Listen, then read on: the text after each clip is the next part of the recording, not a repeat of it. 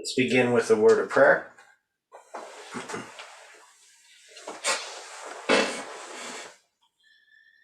Dear Father in heaven, we invite your Spirit's presence into our study this morning. We're so thankful for the time that we have, and for the things that you teach us, and for the people upon whose heart you're working.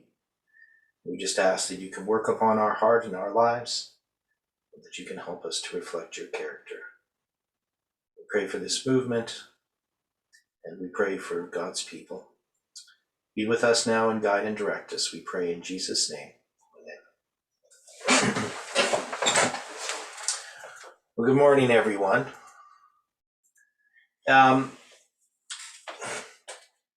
This is just this part here. I just want to do a quick look at this whole line. So we got this 215 years. We looked at this yesterday.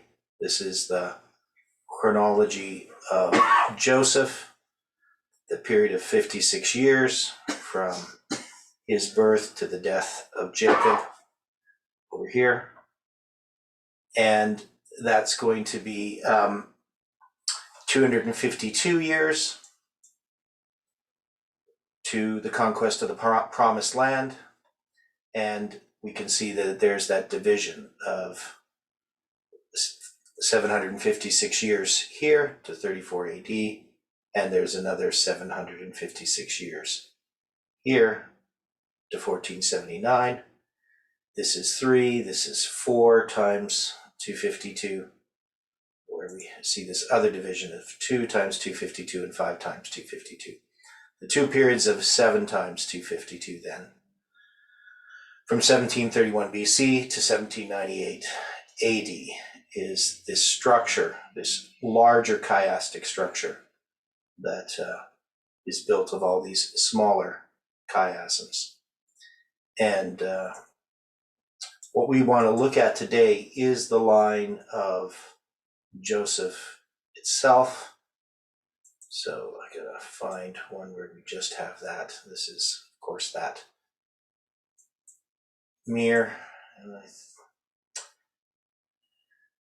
this might work as a good way to look at this. Okay. Make this a bit bigger. Now, when we deal with this line of Joseph, we're arguing that the line of Joseph is the reform line that parallels the reform line of Christ. And when, as you can see, Joseph and Jesus here, both having these 30 years, and then the 7 years of plenty. So 7 years of plenty here for Christ. And it's going to be 2 years after this. That's going to be divided into 2 and 5. This is going to be this next period from 34 AD to 1798 is divided into 2 and 5.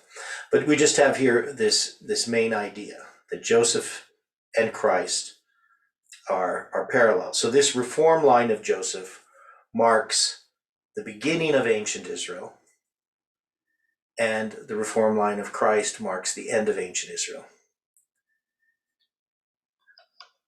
And then I have the drawing here of that chiasm in the story of Joseph.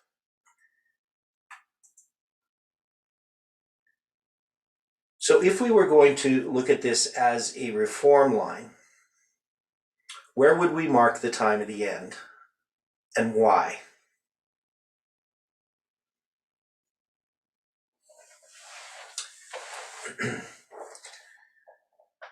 So we have the events here in Joseph's life being marked.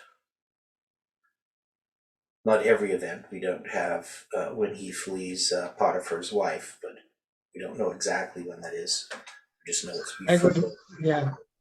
I would have marked Joseph's birth. Okay, and why? So because it's the end of 7 years. Okay, so we have 1798 is the end of 2520. Yeah. Okay. Yeah. So we mark it at the end because of the 7 years. Okay. What else? So we know it's the end of a time prophecy, but remember there's a period of darkness. And how would Joseph's birth be an arrival of the first angel?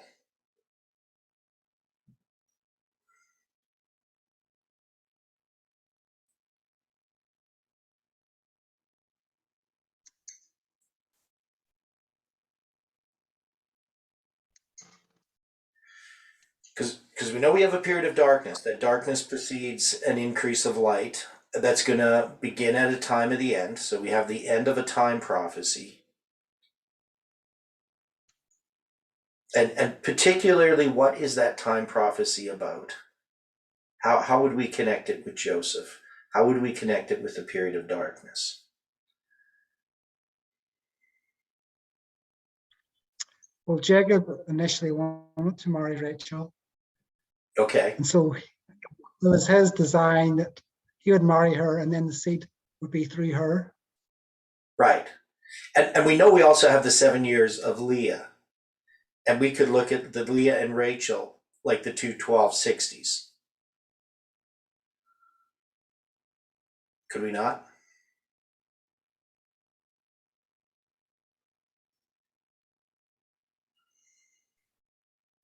Yes.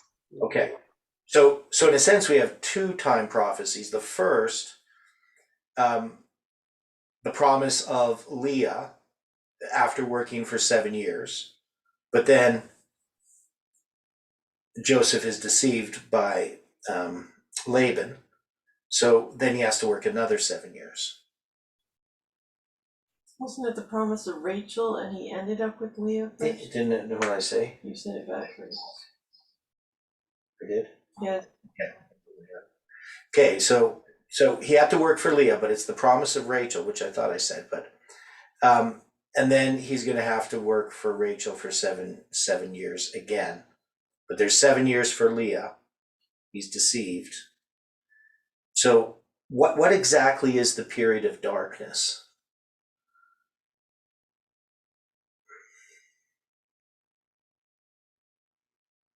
We've sort of discussed it. I mean, we know it has to do with the promised seed in some way.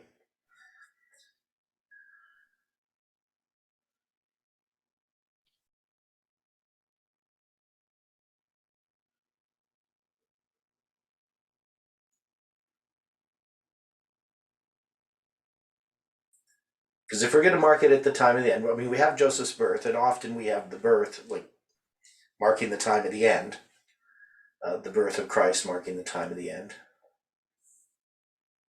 birth of Joseph.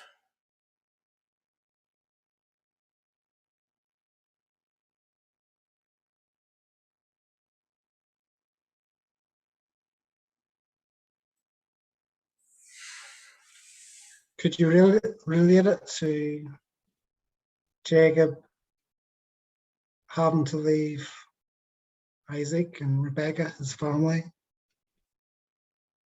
Okay. Yeah, so there is, so when we look at the line of Jacob there, we can see that there is these covenants, this progression that occurs. And it starts, of course, with, I mean, if I'm going to look at anything that's sort of significant in that whole history of Abraham, Isaac, and Jacob, it's the various covenants having to do with the promised seed. Now, Jacob gets these promises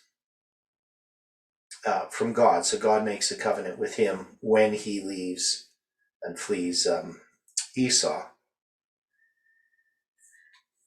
So if we were going to characterize the darkness, what would we use to describe that darkness? And how particularly is Joseph's birth a response to that?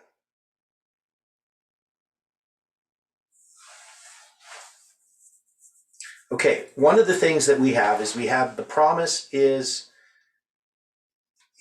not just about the seed, it's also about the land. Correct? Correct. Yes. So we've focused a lot on the seed.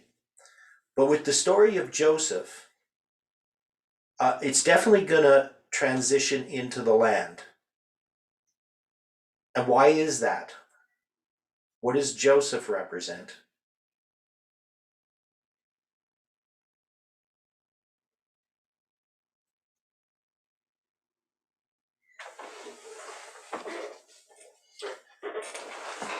What's the birthright he receives? Double portion. Double portion. Does that have to do with the land?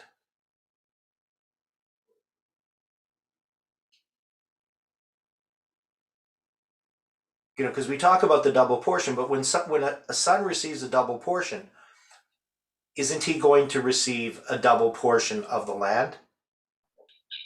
Be part of it, yeah. Didn't his sons receive quite a bit more territory than many of the others? Yeah. Yeah. So that's well, especially Ephraim, right? Ephraim received the largest territory. So we can see here, Stephen, you have a comment? No. Okay, it's just you lit up. Okay, so this has to do with the double portion. It has to do with the land, and we can see that Joseph is going to be the first one to go into Egypt. So they're in Canaan, but now Joseph, the one who's going to receive the double portion, he's going to be sold as a slave, 17 years after he's born. And he's also going to have those two dreams, when he's 17. So the idea here, at least for me, in my thinking, is that Joseph represents this double portion line or birthright, line of the birthright. So he's not going to be the kingship that's being addressed here, and it's not going to be the priesthood. It's going to be the double portion, which is the promise of the land. So we have this promise of the seed, which Abraham, Isaac, and Jacob are focused upon, this seed from which the promises will be fulfilled. But now in the story of Joseph, when he's born, it's going to address the land. Because they have it, even though they're in the land of Canaan, they're sojourning. So the whole issue of this, the 430 years, is this period of sojourning until they receive the land. The idea is that this is connected with them receiving the land. And so they're going to go into a land that's not theirs and be afflicted. And at the end of 400 years, according to Genesis 15, they're going to come out with great substance. And so that's what happens. But this starts here in this connection with the story of Joseph. So to get to that center point of the 430 years, we have to have this story of Joseph. It's going to bring Jacob into Egypt.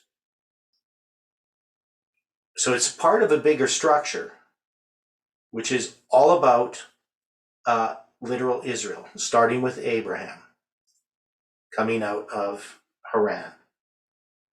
And that structure, the 430 years, is going to end with the Israelites coming out of Egypt and then entering into the promised land, which is going to take a period of time. It's not going to just happen in the first year, because they're going to wander for 40 years in the wilderness.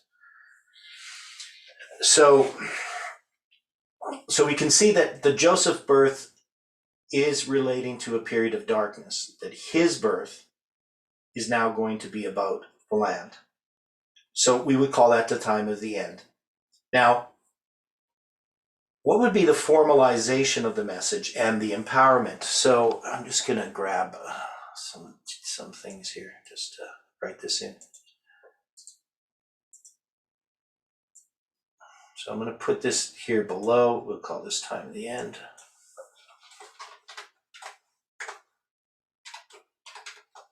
Use these symbols for Millerite history. First angel arrives. Okay, so that's our time of the end. Where are we going to put the formalization of the message, and even before we have a formalization, we have an increase of light. So where does the increase of light come?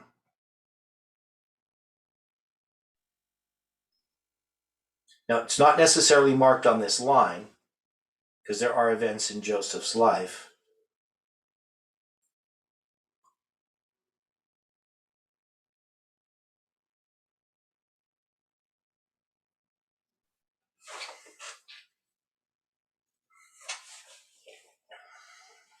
Maybe the dreams. Okay, well, we have the dreams. Okay.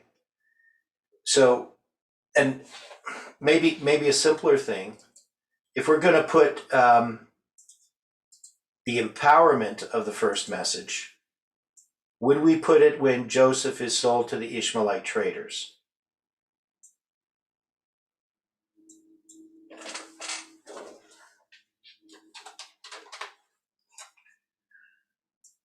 I'm just going to do this here, see if that makes sense. Is that where we had put the empowerment? Islam, the Ishmaelites.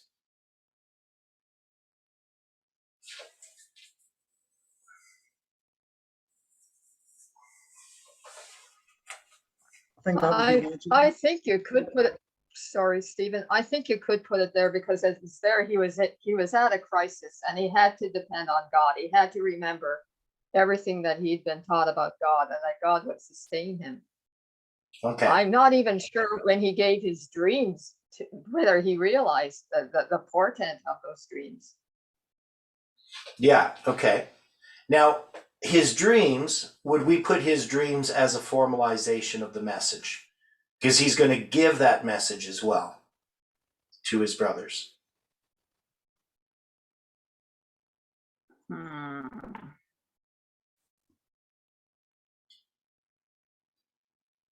Yeah, I guess so, because he seemed to have an inkling, but did he really realize? I don't think he realized how important they were going to be. Mm-hmm. Yeah, And then, I mean, you're thinking about this inheritance. You're going to inherit the land, and what happens? It seemed like all his hopes were dashed. Here he is in a foreign land, foreign language, foreign people, foreign customs. Like he had to rely entirely on God. Okay. How are you going to fulfill this, Lord? Here I am, I'm a captive, I'm helpless. You know, my brothers have betrayed me. They deceived my father. I can imagine what went through his head. Yeah. Now, what about the coat of many colors that his dad gives him? Would we say that's an increase of knowledge?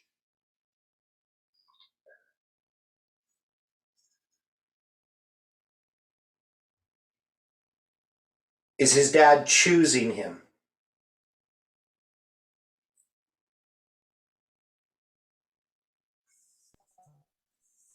Yeah, he made that too clear. That was the problem. Okay. Yeah. Now, whether, Jacob, I mean, we know Jacob wasn't necessarily doing the right thing in how he related to what was happening with the deception that had happened to him, and he obviously favored Joseph over the other brothers. So, but there's this coat that's given him, and would this be an increase of knowledge regarding Joseph's future role? And the idea that he receives the double portion. What would the colors represent? Well, I don't know. Oh. So I'm wondering. We just know it was a coat that was honoring him. To have this coat of many colors was his dad showing favor for Joseph, with the idea that Joseph would probably become the heir. Yeah, right. And then I would say the formalization of that message would be Joseph's two dreams. Any thoughts on that?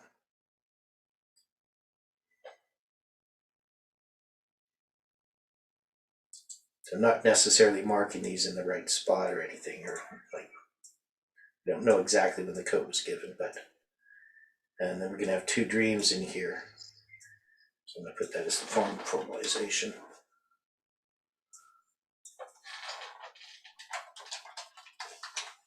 The colors remind me of the rainbow. Okay, So unless you could maybe connect like a covenant happening there some way. okay, yeah. Yeah, I mean, I've always read lots of different speculations about the coat. I don't really know. Just gonna move this over a bit. Yeah, so might have something to do with the covenant. I don't, if you go back to the covenant of Noah, that's a possibility. But it's definitely he's being honored. And then the two dreams to me is a formalization of the message, because Joseph is the one giving the message. I mean, he's the messenger who's going to give the message. He's the one who parallels Christ. And he has these two dreams, and he tells his brothers of these two dreams, which is probably not a wise thing to do. But he must be slightly naive. Okay.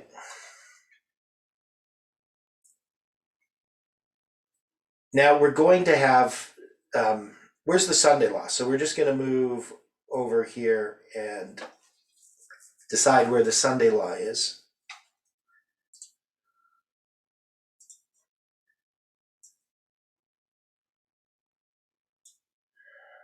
Maybe that's not the easiest one. Where have we always placed the Sunday law in the story of Joseph?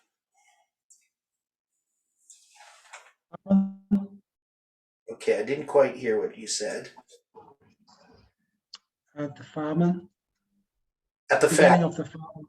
Okay, so the beginning of the famine. And why would we make that the Sunday law?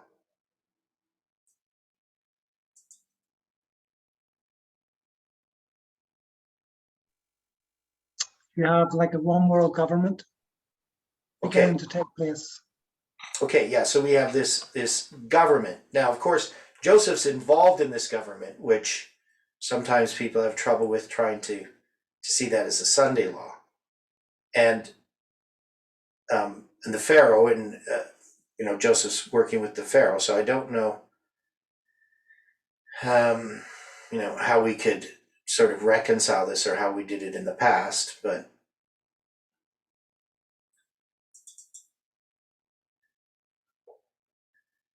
okay. Any other thoughts on this?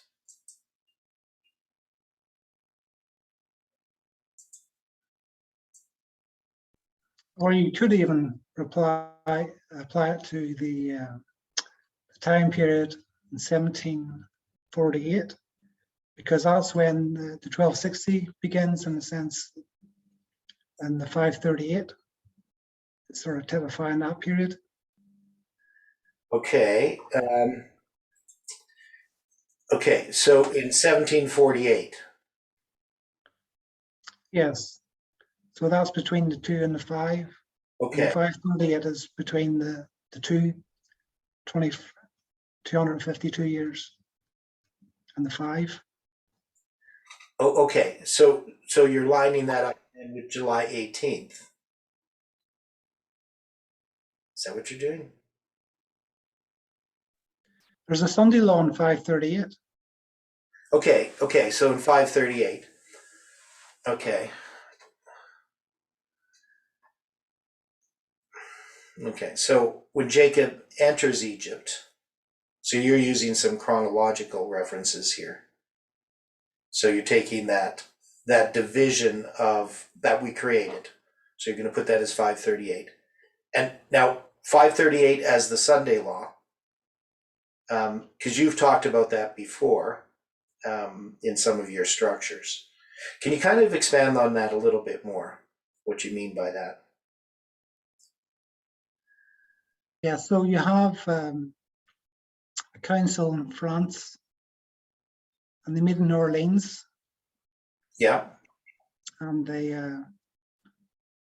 have basically you can't work on Sunday, and it's mentioned in Wikipedia.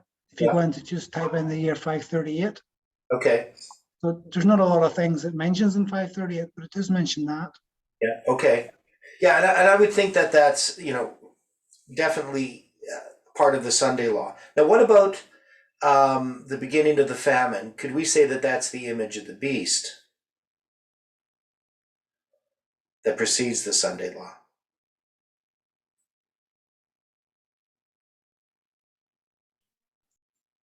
Yeah, that could work. Okay. So you could have the image of the beast test there. Now, the problem that I always had with this being the Sunday law, with the way that we use the line is, the Pharaoh, even though he represents this one world government, Egypt represents the world. I mean, it's not really a negative thing in that sense. So we can't take this story as some kind of, Sunday law test per se, where people are like on the plains of Jura having to, not bow down. And of course, Jacob and his sons, they enter into Egypt. So how would we reconcile the fact that this is not really a negative Sunday law? That if we're arguing that this is a Sunday law, and where do we put the Sunday law in the line of Christ?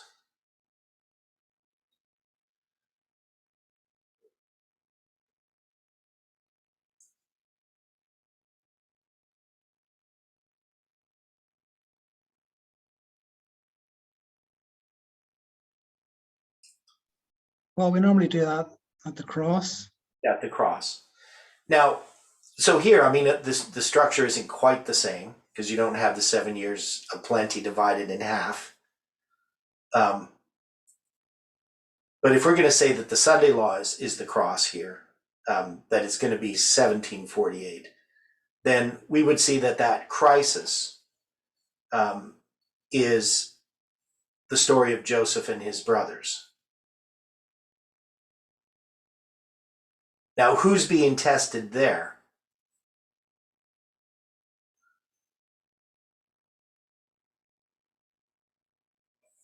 I think his brothers, they're all being tested, I think. Yeah, so Israel is being tested, at least the descendants of Israel are being tested, Jacob's descendants. And they've been changed, right, because of their experience. So I think that we could put the Sunday law there. Now, the Sunday law is, okay, so we're going to put the Sunday law there. Now, it's a close of probation for Seventh-day Adventists. But the Sunday law is not the close of probation on the big line. So we kind of have to address this problem, or this problem that we've sort of created by calling October 22nd, 1844 the Sunday law, which is not incorrect. It's just that we need to know that the Sunday law has a line within it. So one of the things we can see that we've recognized is when we have a reform line, you do have other reform lines that occur on the different waymarks. And so for Joseph's brothers, this is the Sunday law test that they're experiencing. But we would have to decide, because we would normally have the Sunday law, we'd have then the loud cry, and then the close of probation. So we got to sort some of this out a little bit more. And then we also have to decide, where the fourth angel comes. So we're going to put the Sunday law there. Now, the butler and the baker, what is this?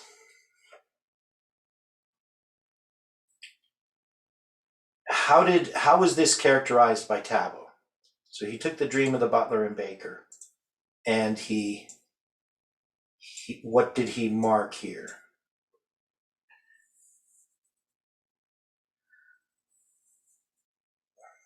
The 3 days. Okay, there's the 3 days.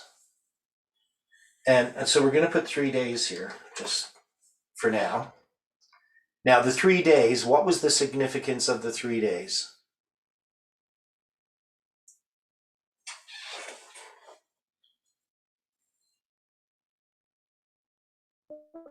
Three days they had to wait to see whether they were going to be reinstated or decapitated. But when Joseph's kin came to see him, they were in prison for 3 days also. Yeah, he put them in prison, yeah, to test them. Okay, now when Tabo talked about the 3 days, he used it as a symbol. And what was it a symbol of? Prediction before midnight. Okay, so it was a prediction before midnight. So this 3 days, we're going to say is the PBM. Now, where is midnight then?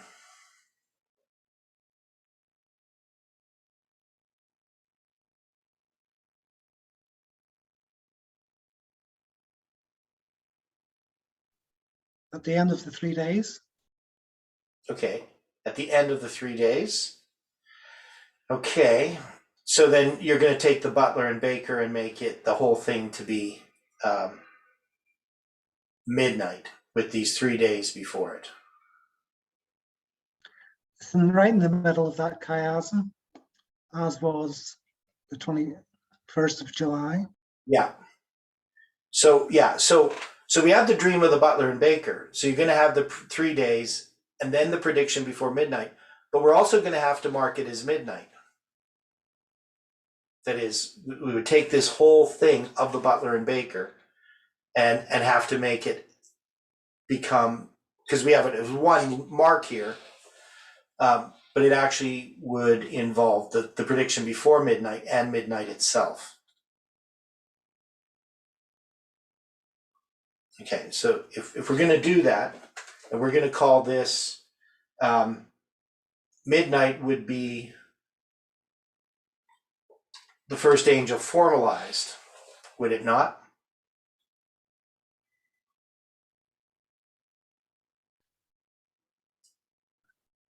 Not the second angel. Oh, second angel, pardon me. Yes, I meant second. Second angel formalized. So we're going to say this is also midnight. So we're going to have all these things here lined up. So where does the second angel arrive?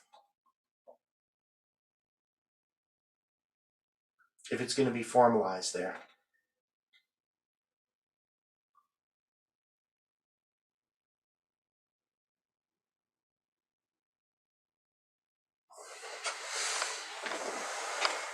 And what do we normally need for the second angel to arrive?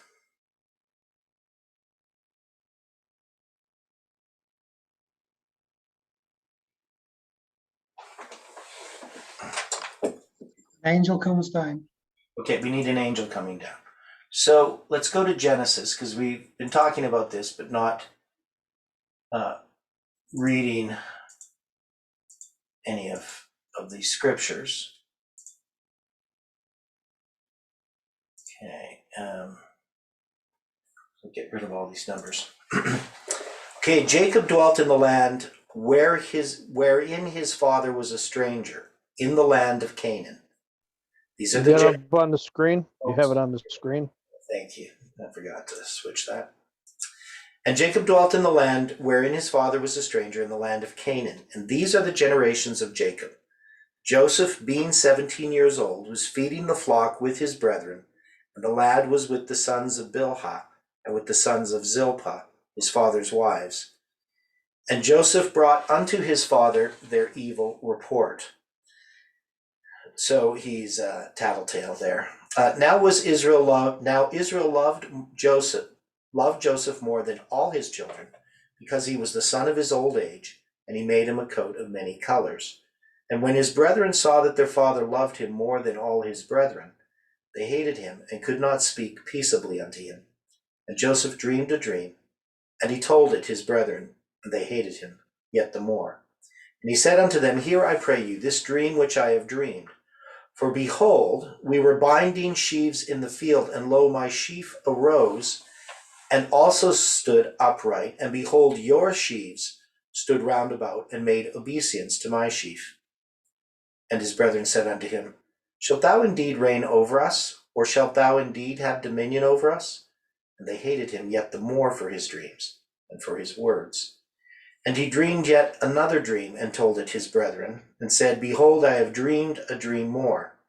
And behold, the sun and the moon and the 11 stars made obeisance to me.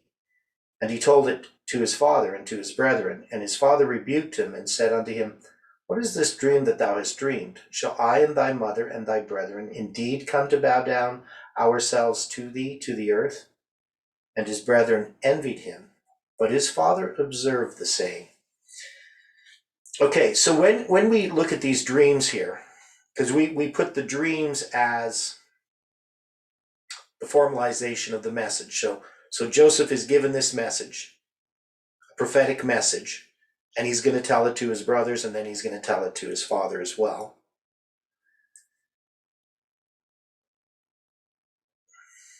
So we can see how we can line this up with Miller's message, formalization of the message.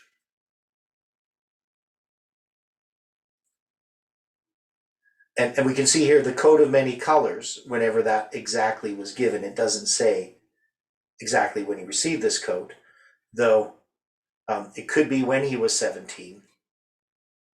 Though, this could just be going back, because it's talking about when he's 17 and he tattles on his brothers, the sons of Bilhah and Zilpah. And then it just says, now Israel loved Joseph more than all of his children, and just mentions this. So this could have happened earlier. And then it's just going to go into these dreams that he had, and how these dreams are going to create this controversy. Now, we know that he had these dreams when he was 17. How do we know that? I mean, how do we know that this dreams is not just something going back to when he's younger? Because we place the dreams when he's 17. We know he's going to be sold to the Ishmaelite traders when he's 17.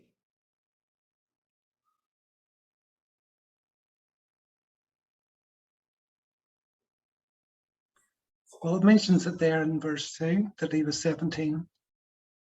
Yeah, so it says here he was 17 in verse 3, or verse 2. It says he was 17. So we just take all of these things that he was 17, that all this happened when he was 17? The coat of many colors, the dreams.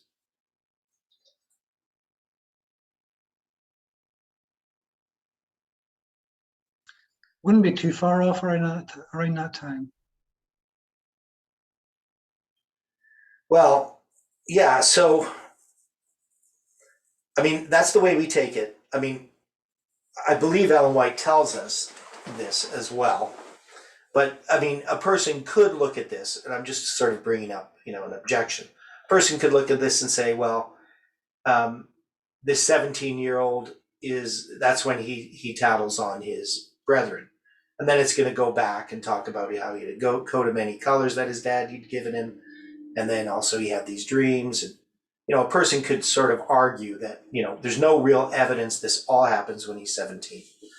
Now, I would think the way that I look at it is the first part, the coat of many colors, is the only one I would move to maybe earlier. And I would say that this dream would be being placed at when he's 17. That's the way that I take it. But you could see how somebody could argue differently.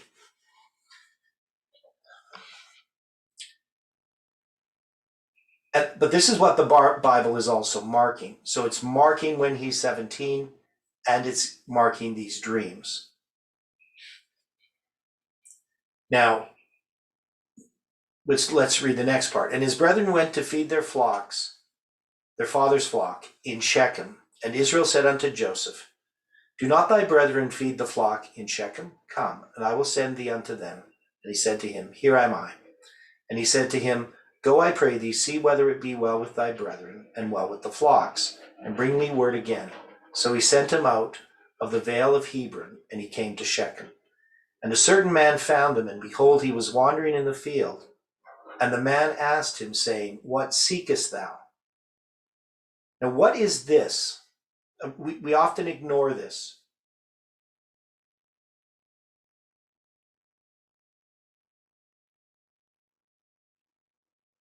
That's what Christ says to Mary Magdalene. What seekest thou? Okay, how would we label this? What would Jeff, how would he label this?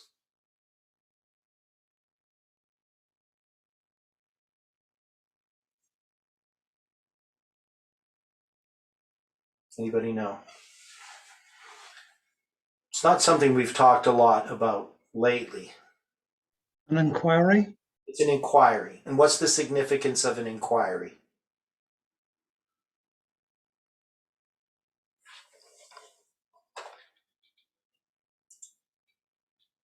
Anybody know?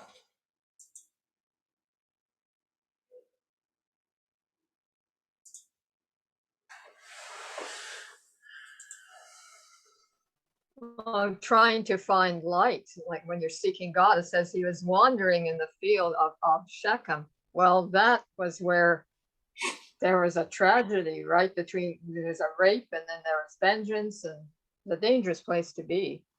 Yeah, okay.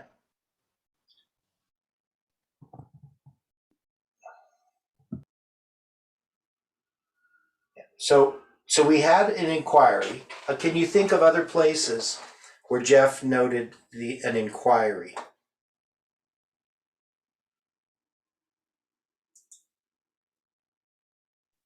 Was it Daniel chapter 2? Okay. Yeah. So what was that?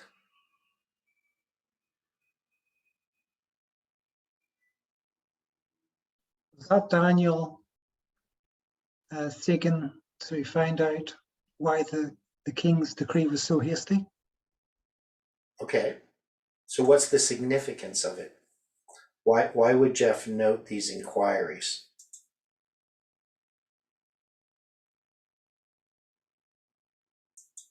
Well, the one in Daniel chapter 2, isn't that also involving a death decree? Okay. So, it's something that was a part of our message. We don't usually talk, it's not, I'm just trying to find some of these.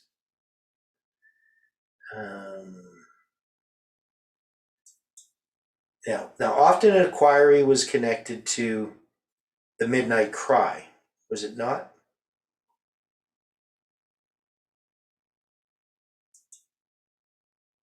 Could that man been an angel or something? Well, I don't know. Yeah, I don't- I'm just looking through some of Jeff's notes here. Now, what is this? This isn't really Jeff's notes. This is some other study.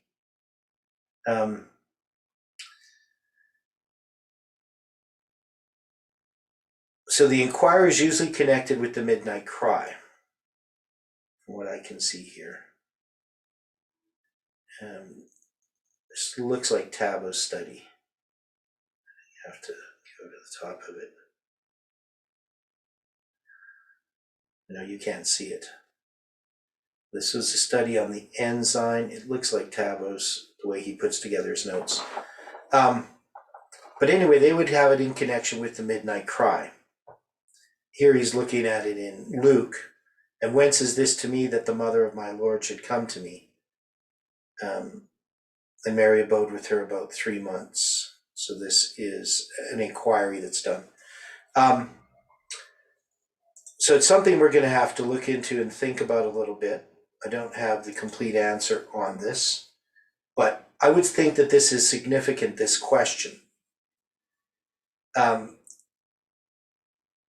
And Stephen noted that it's what Jesus asked Mary Magdalene. And he said, I seek my brethren, tell me, I pray thee, where they feed their flocks. And the man said, they are departed hence, for I heard them say, let us go to Dothan. And Joseph went after his brethren and found them in Dothan.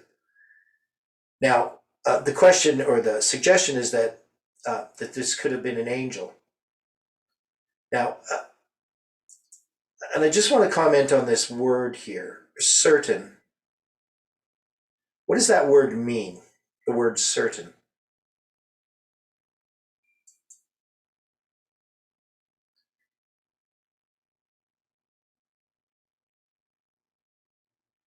And I've got to look at the Hebrew here. Particular, Okay, so usually a particular or a specific individual is being referred to. And now, oh, I see they got this in front here. Okay, so the King James says certain. Enosh, properly immortal, and thus differing from the more dignified H120. Hence, a man in general, singly or collectively. It is often unexpressed in the English version, especially when used in apposition with another word. But I think the idea here is not so much a particular man, but just a singular man. I think that's the intent of the King James translators. Because certain, the problem with the word certain is it actually used to mean different than what it does now. Because if we say a certain man, we're usually referring to a particular person. But I think here it just means a man by himself. Something that stands out on its own.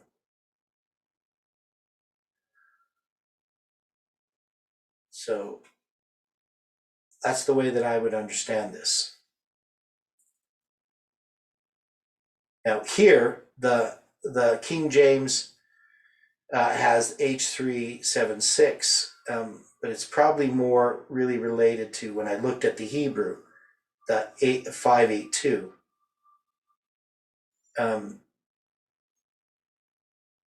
So it's a little bit different in the Hebrew. So Strong's, these are Strong's numbers. So he chose the number 376, but the Hebrew Bible uses the 582 word, which is related to that. So I think that's the idea here, is that this is a particular or an individual comes to him. So now he's wandering in the field, which means to stray, go astray. So he would appear to be lost. So it would make sense that an angel would come and direct him. So we don't know whether it is an angel or not, but I think it's possible. You know what else comes to me is then I heard one saint speaking, and another saint said unto that certain saint which spake, etc. And that's in Daniel 8:13. Is that word for certain the same as in Genesis 37?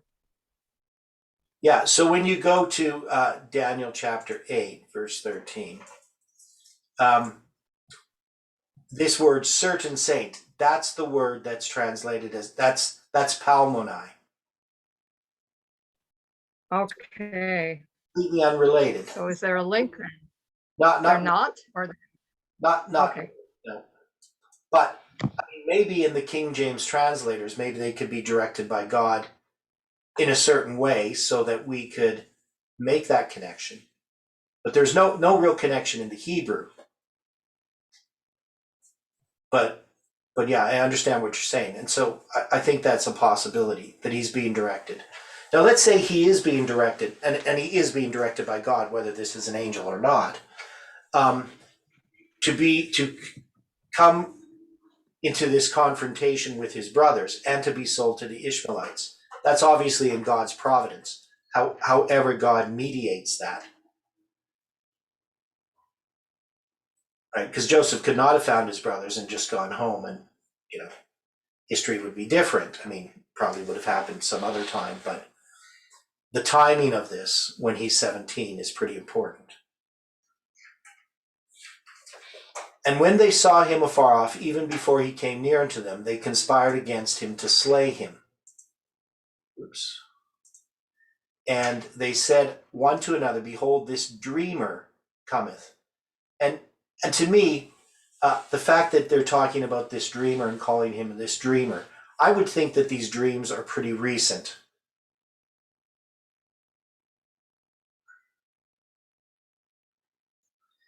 Now come now, therefore, and let us slay him and cast him into some pit, and we will say, some evil beast hath devoured him, and we shall see what will become of his dreams.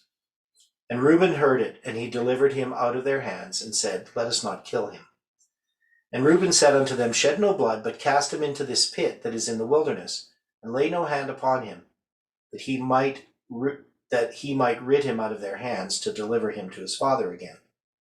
So Reuben, his plan was to restore Joseph to his father.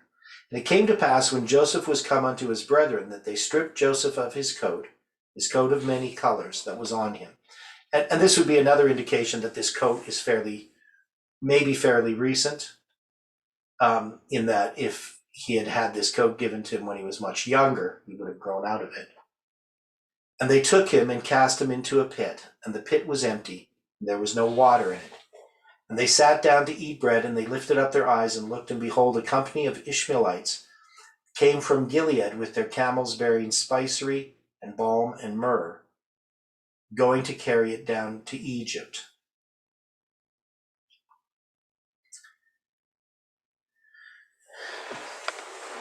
Now, what- And those spices are used to embalm, so it's like Joseph was facing that real death to self at that time. He had to, otherwise he would have just gone crazy and maybe even died of shock, you know.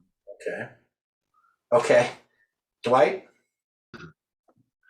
Well, my question on those three items, can we relate those in some way to some of the gifts that were given Christ Right. by the Magi? Who were from the east. Right. Right. And we have these Ishmaelites, which are children of the east, right? Well, okay, they're Ishmaelites, but those are children of the East, but they're also children of Abraham. Yes, yeah, as well.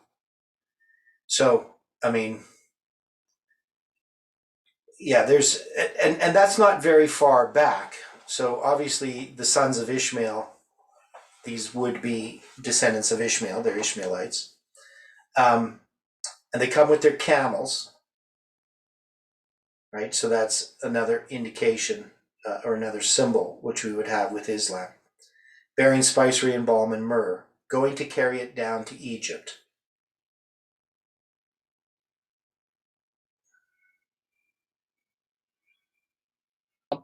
Okay, it's bearing spicery, balm, and myrrh. Yeah, So we know that Mary and Joseph were given gold, frankincense, and myrrh. yeah. So we've got one tie-in. Is the balm frankincense, or could that connection be made? Well, I don't know. I just need to look this up. Because the thing that I'm thinking of here is that the children of Ishmael, the Ishmaelites, are going down into Egypt to obtain gold for these items. Yeah.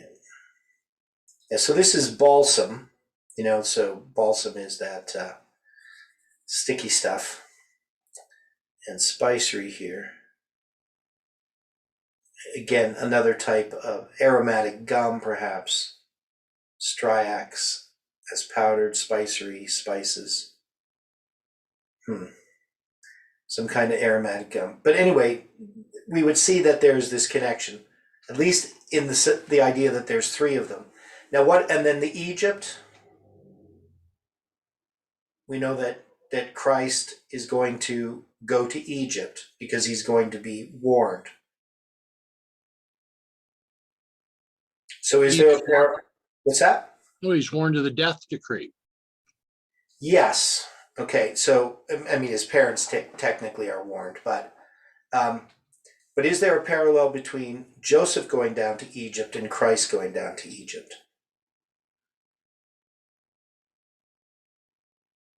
Are they both not hidden in Egypt for a time? Yeah. So we would say that there's another parallel we can have with Christ.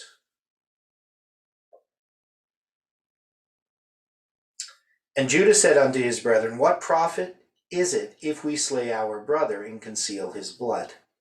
Come, and let us sell him to the Ishmaelites, and let not our hand be upon him, for he is our brother and our flesh, and his brethren were content.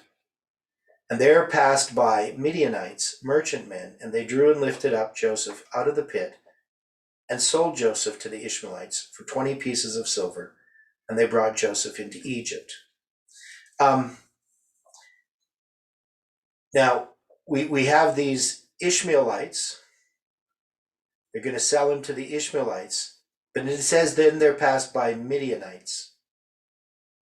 So, men of Midian, literally. Merchantmen. Okay, so, and then they're also called Ishmaelites. How do we account for that? What does this mean?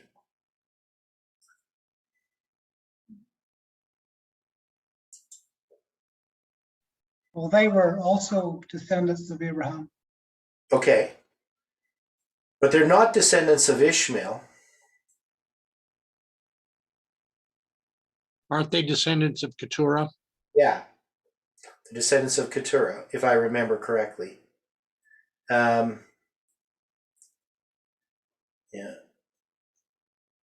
so Midian. That's what I remember.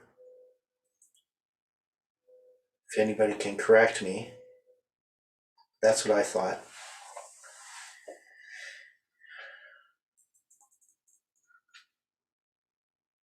But they're also Ishmaelites. So what does this mean? That they're both Ishmaelites and Midianites?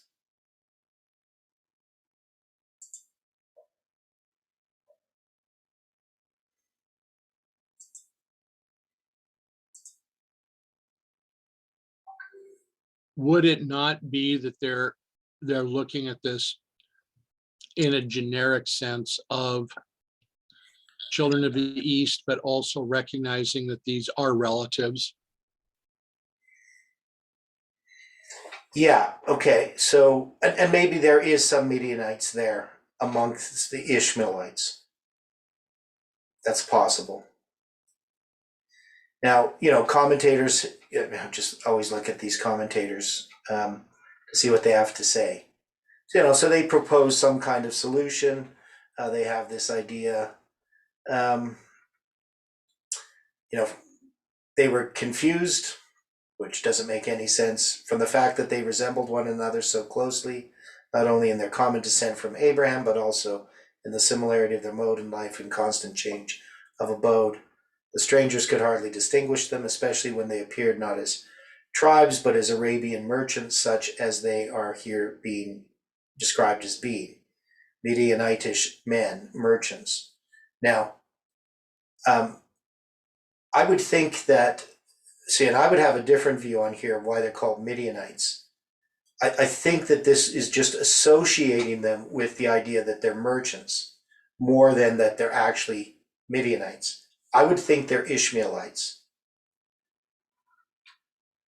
because they're putting Midianite merchantmen in with them. And the idea of the Midianites is much more closely associated with merchantmen than Ishmaelites are. Does that make sense? I mean, that's a possibility. But they can't both be Midianites and Ishmaelites the same person, because they're two different tribes.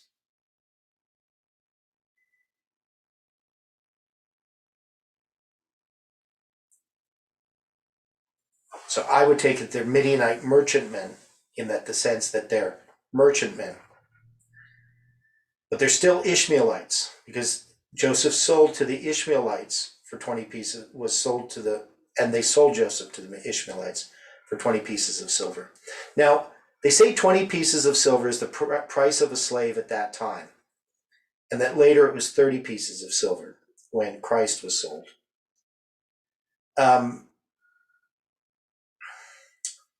Now, if you have a price of a slave as being 20 pieces of silver, the question that arose because Iran had asked about, well, he had thought maybe this was 30 pieces that he was sold again a second time, but the question was profit. I mean, if a price of a slave is 20 pieces of silver, and you buy them for 20 pieces of silver, you can't sell them for more than 20 pieces of silver. Because that's the price of a slave. So you would have a slave. Why would they buy him for 20 pieces of silver, but then sell him?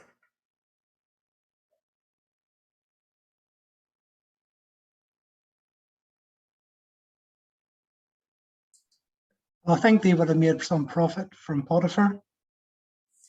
Maybe, but wouldn't they just buy him so that he could do some tasks for them in the meantime while they're traveling down to Egypt?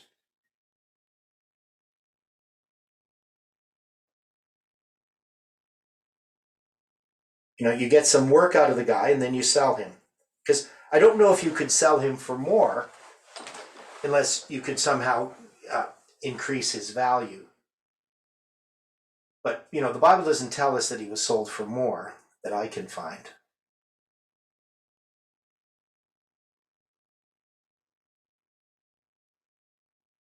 No. There's differences of opinion about this as well. Some people say that, the average price was 30 shekels, but it was his age that made him worth 20 shekels or 20 pieces of silver.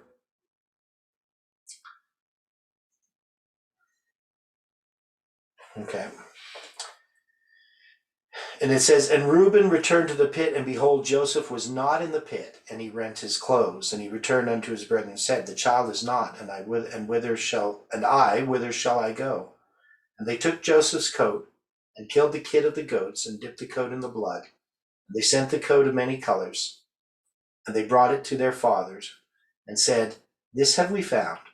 Know now whether it be thy son's coat or no. And he knew it, and said, it is my son's coat. An evil beast hath devoured him. Joseph is without doubt rent in pieces. And Jacob rent his clothes, and put sackcloth upon his loins, and mourned for his son many days. And all his sons and all his daughters rose up to comfort him. But he refused to be comforted, and he said, for I will go down into the grave unto my son mourning. Thus his father wept for him. And the Midianites sold him into Egypt unto Potiphar, an officer of Pharaoh's and captain of the guard. So in this whole account, if we go back to our lines,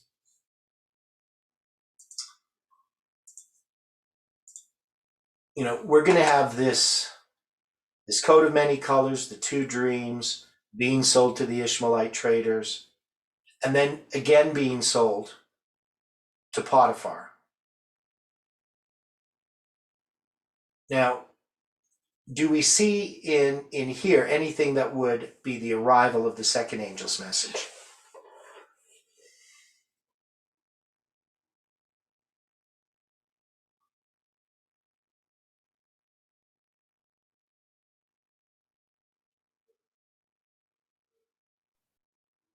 Disappointment. Okay, disappointment. Explain. Reuben's disappointment, or Jacob's? Well, yeah, even Jacob and Joseph in a sense. Okay. So you had a disappointment after the passing of the year, 1843. Okay. Yeah, now, the other thing is we have, if this is an angel that comes, you could have a divine symbol coming down. The one that asked the question. But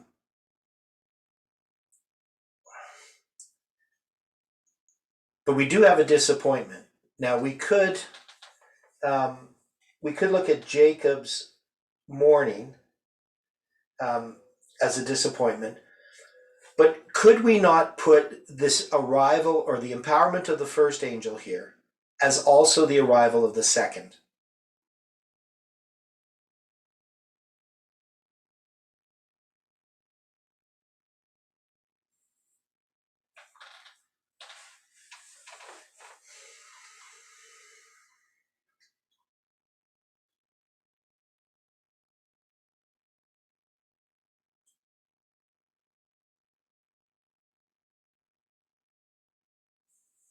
Or do we have to separate out these events?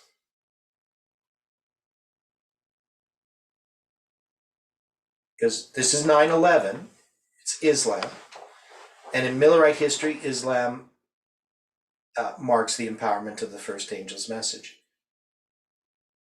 And the arrival of the second angel is April 19th. But we know in our history, 9/11 represents both those events. And so could we say that this is 9/11? That it's both the empowerment of the first angel and the arrival of the second?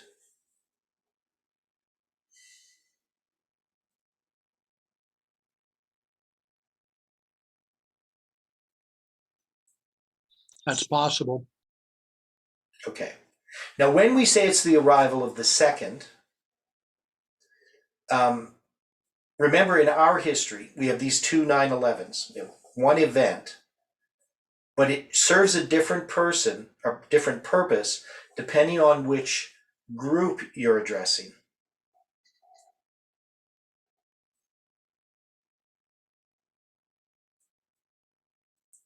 So is there something here in this story that we could line up with Samuel Snow?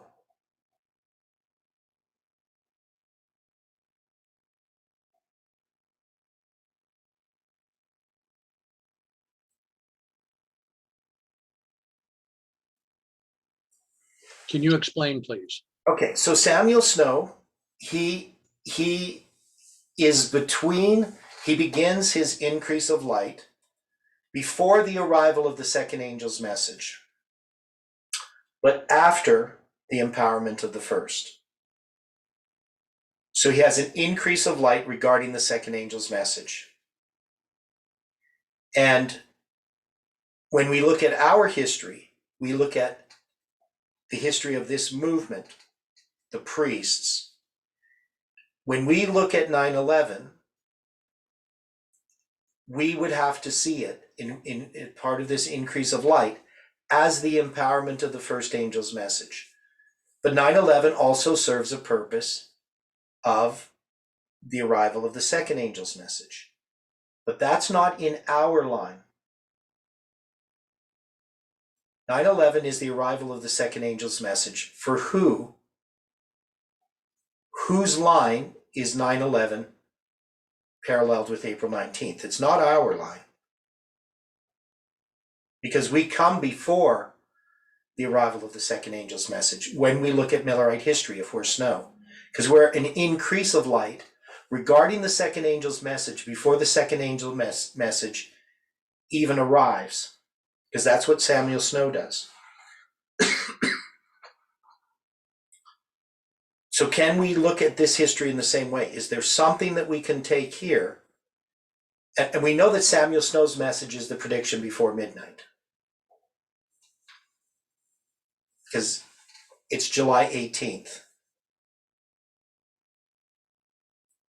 And midnight's July 21st.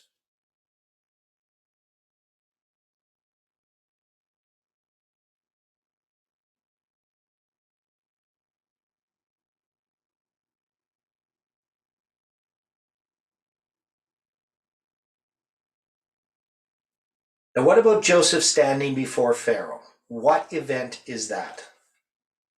So let's just jump over here.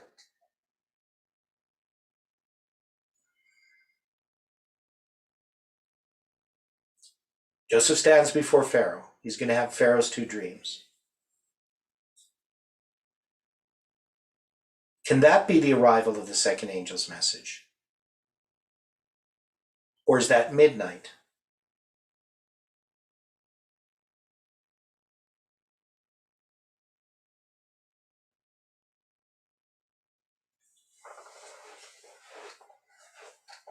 I would almost think it to be midnight. Okay. Now we said that midnight is the butler and the baker. It's midway between the two periods of 11 years. That's July 21st. And so we would then have to look at maybe Joseph standing before Pharaoh as the midnight cry.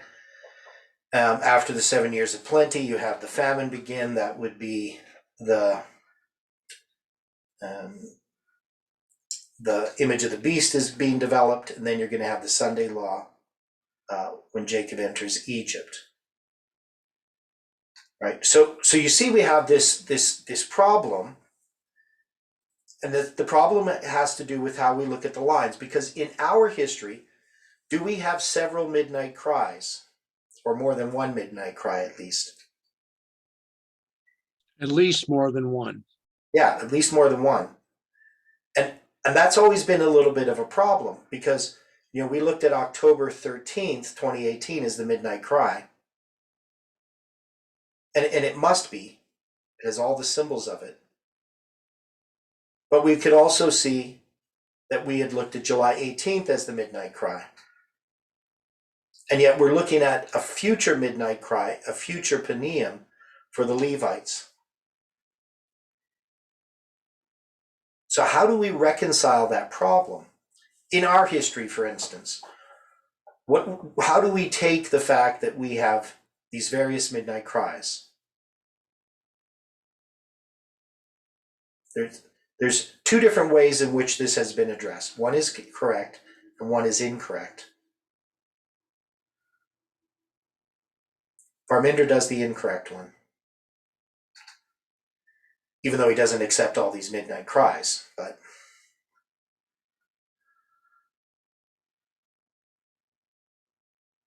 What is the one that Parminder says it is? well, he would use the priests, the Levites, and the Nethinim, that they have these staggered midnight cries. Oh yeah, I remember that. Right. Yeah. Now, what we have done is we've looked at it a little bit differently. Like when it comes to the Sunday law on the big line, we would look at this as a waymark within our line. It is, we have a reform line, and our reform line is going to go to the Sunday law with this close of probation. But then we have these other groups in there. So we say, well, that's Sunday law, that's the close of probation for the Levites.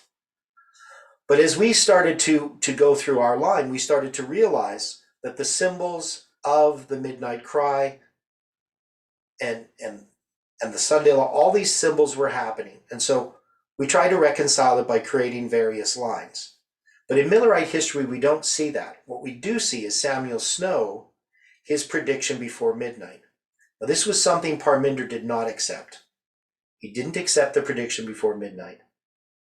He would just simply say, I don't understand it, which is not really very helpful. If you think something is incorrect, you need to be able to show why it's incorrect. But he was never able to do that. He just basically ignored it. So, and he attacked some of the people who were addressing it or using it, attacked the person rather than the message. He attacked the messenger rather than the message.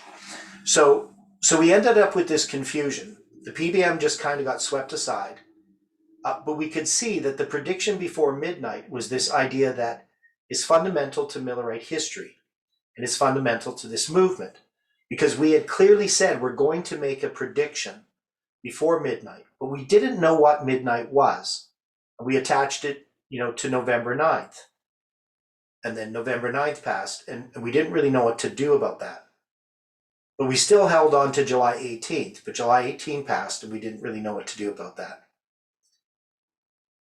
But we can see that our whole line is about the Sunday law, and that these various midnights are a progression of a message.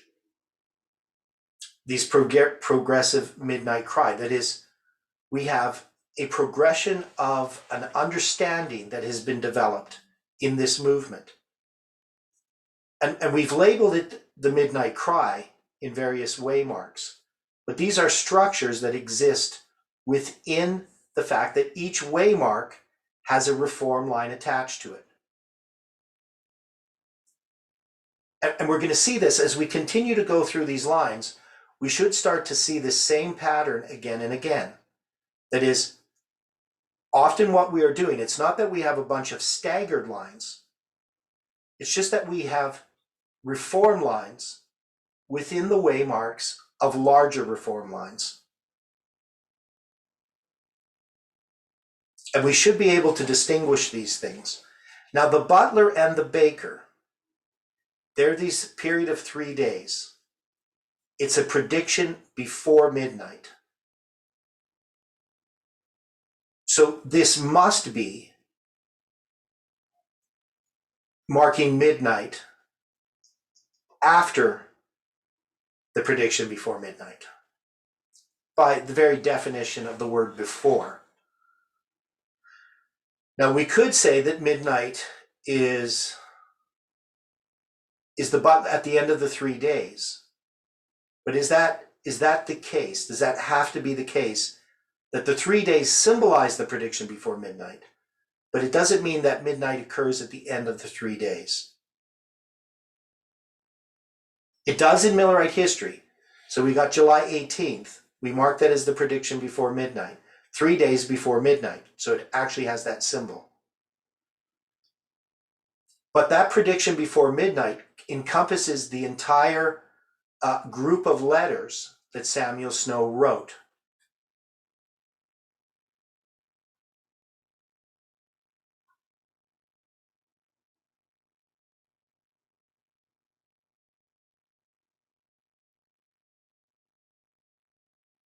Where did you mark 9/11 again? Well, 9/11 is Islam, What right? Okay, all right. So that's 9/11 because that's the empowerment of the first angel's message. It's Islam. It's August 11th, 1840. But Okay, it can also be the arrival of the second angel. yeah.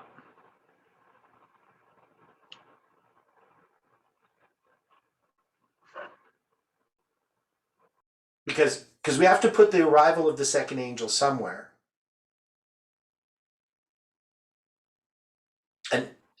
And I don't say that you would put it when Joseph stands before Pharaoh. That wouldn't be an arrival of a message. Now, maybe you could put, so the question is, where do we put this arrival of the second angel's message?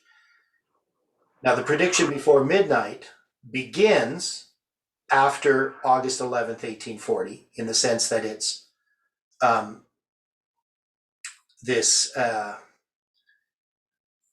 it's developed, it's a development of the second angel's message that occurs before the second angel's message arrives. So for Joseph and his PBM, he can't be looking at Islam as the 9/11 that's April 19th, 1844. So he would be connected with this PBM.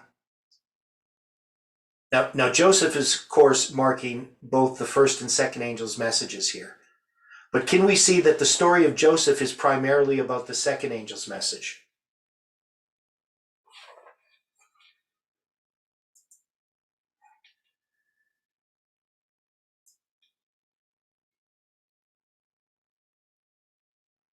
I think the application is more direct with Joseph being about the second angel's message. Okay, right. So the whole story of Joseph, even though this is a reform line, it's an expansion of the second angel's message because it's the fourth if we're going to take Abraham, Isaac, and Jacob as the first, second, and third angel's messages, which we do, right?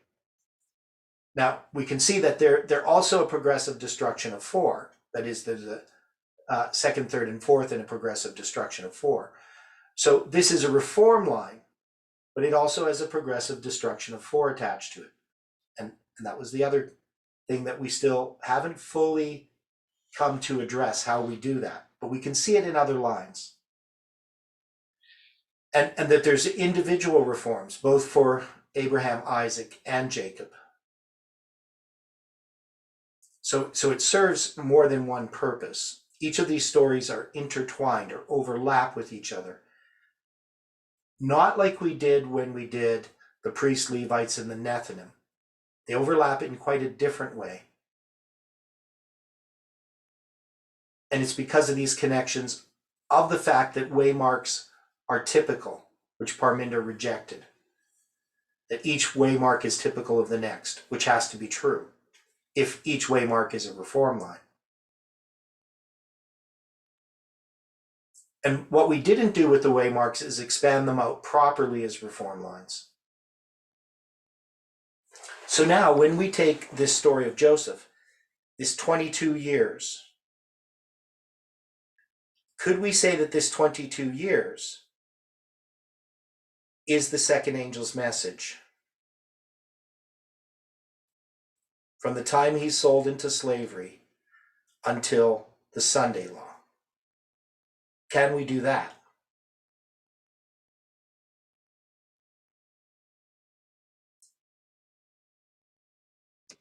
Would you then be making the application that the second angel's message is a message of reunion? Okay, the story of Joseph is illustrating a certain history based upon a certain period of darkness. It is connected to him being reunited with his brothers. That it's a restoration is usually the word that we look at it. We attach it to a restoration. And so it's typifying something that we call the second angel's message. No, my question is a bit more, is more general regarding that message of Revelation 14. Is the second angel's message to give glory to him a message of reunion and restoration? For one group of people and not another. All right. Okay. And so that's part of the problem is when we look at the second angel's message and we look at it in connection with the Sunday law, as we see in Revelation chapter 18, I mean, this is going to be a bad thing. That is, the negative things are looked upon there. It's the destruction of Babylon and so forth. Negative in the sense of looking at the bad side of things, of what's happening to the world. But there's a good thing because we know that God is cleansing the world from sin with the everlasting gospel. So here we can see that this definitely, the first and second and third angel's messages can be represented here. The first angel's message is that first 17 years of Joseph. Joseph as a child until he's sold into slavery. And so I would say that you would have to put the arrival of the second angel's message when Joseph is sold into slavery. And if we have an angel there who asks him the question, can't remember exactly word for word, but what seekest thou, I think it is the question. We can see that this is all the second angel's message, and that midnight must be the butler and the baker, occurs at that time. But it's also connected to the prediction before midnight. And so we can see the parallel in Millerite history. Now, the butler and the baker have these dreams, but Joseph is the one that interprets the dream. So is Joseph a parallel to Samuel Snow and to this movement?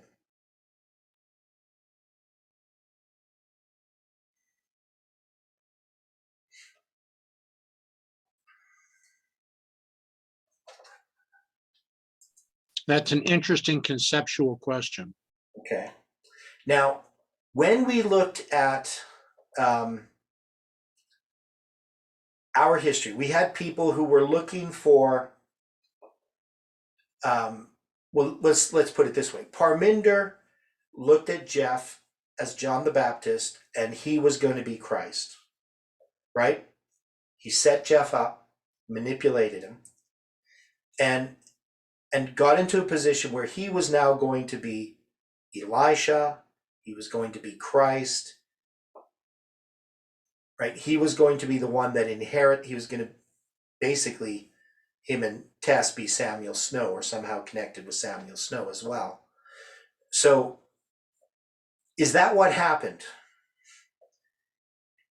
Did Parminder become Christ? It's symbolically. Essentially, yes. Well, I wouldn't say essentially yes. I mean, he thought himself to be, right? But Yeah. the argument that I made long before that was that this movement had already received a new leader, and that leader wasn't a man. The leader was Christ. And that Christ, in a sort of metaphorical sense, is embodied in this message of this movement. That if you're going to make a parallel with Joseph and Christ, you would have to make a parallel with this movement and Christ. Not that this movement is Christ, not saying that in any sort of kind of fanatical or stupid way. I'm saying it just in a prophetic symbol. That is, it's Yeah, the message of the Christ is second just- angel. What's that? So Christ he's just guiding things, just guiding Yeah, us. Christ is in control. This is Christ. Yeah. Christ working now through this movement, just as he worked as a man on earth during the time of the disciples, because he's preparing people for the cross. And that cross, of course, is Christ's cross in the time of Christ. But we also have a cross to bear. And that still is Christ's cross, isn't it? I mean, Christ bore it. And we yoke up with Christ. We reflect his character. And we have an experience that we have to go through. So this movement is tied up with that.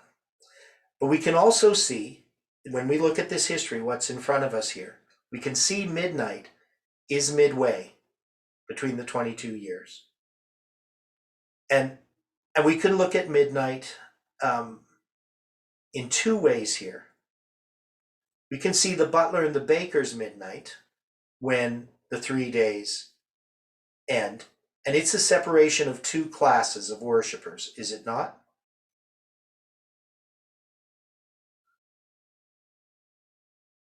I would say so, yeah. And we could also say it's April 19th. Because doesn't April 19th have a separation of two classes? Yep. Now, April 19th and May 2nd, are they connected? That is the Passover, the true Passover in Millwright history. Remember Samuel Snow's letters. We had his first letter is republished on Passover, April 3rd, 1844. And then his second letter is published on the true Passover, May 2nd, 1844. Between that is April 19th. Now, April 19th is the center of Amir. Once we took the events that had happened in our history in connection with the 391 and a half days and the 126 days, we saw that our line lined up with Samuel Snow's letters in this remarkable manner. And that the date that we were counting from in Millerite history that marked the center of Samuel Snow's letters was April 19th. And it spanned from February 16th, 1844 to June 22nd, 1844, a symbol which is a symbol of FFA, June 22nd. The center of that was April 19th. And so we had two chiasms, a chiasm that related to April 19th and another chiasm that was May 2nd. And the center of that chiasm ended on July 18th, the May 2nd one. The other one ended on June 22nd. But if we counted from June 22nd to July 18th, we found that it was 391 and a half days. That's if you add an extra 365 days in there. And that paralleled our structure of the 391 days from October 13th to November 9th, October 13th, 2018 to November 9th. Can we see that this exists here in this structure? That there is this way that we could mark midnight in two different places at least.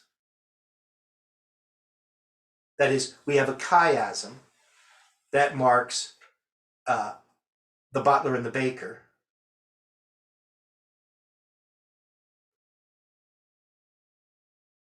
And that's going to be midway between the arrival of the first angel's message, when Joseph is sold into slavery, and the Sunday law. So if we look at Millerite history, and we look at the close of probation of October 22nd, 1844, can we see that that represents that history?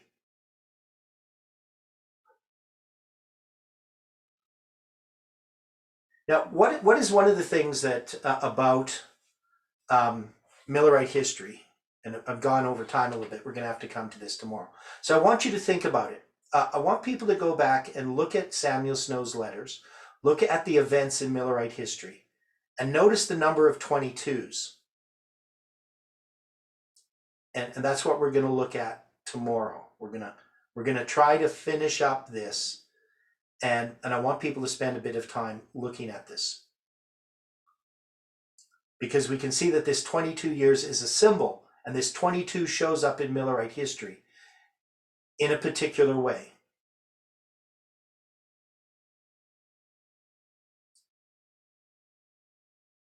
So if we're going to look at Millerite history, Joseph being sold into slavery would be a specific date in Millerite history. And Jacob entering into Egypt would be a specific date in Millerite history. And we'd have to understand what that means. Okay, any final thoughts? I know we're kind of left hanging here. Is this helpful as we're going through this?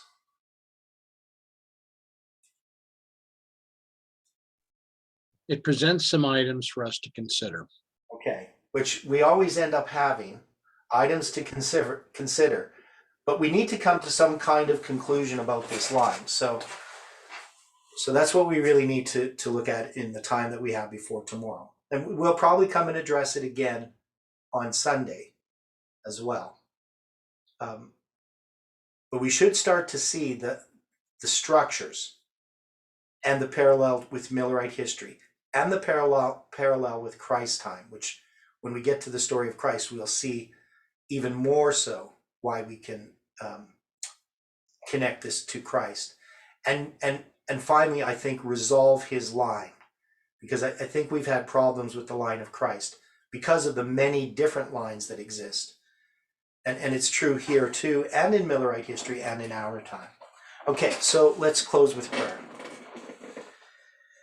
Dear Father in heaven, we are so very thankful for the time that we've had to study this morning.